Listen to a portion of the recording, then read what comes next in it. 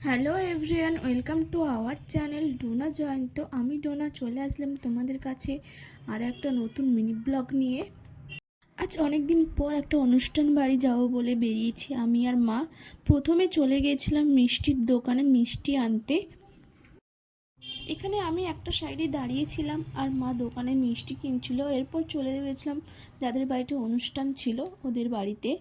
আমাদের বাড়ির পাশেই মিনিট পাঁচেক রাস্তায় মায়ের একজন বন্ধু, তাদের বাড়িতেই গেছিলাম।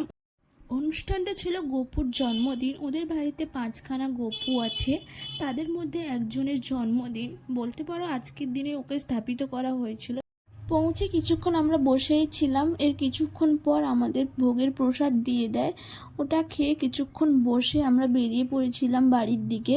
রাস্তায় আসতে মা একটা দোকান দিয়ে বিস্কুট প্যাকেট নিয়ে এরপর বাড়ি চলে আসি। ভিডিওটা এই পর্যন্ত। যদি ভালো লাগে লাইক, কমেন্ট, শেয়ার এবং সাবস্ক্রাইব করবে। টাটা।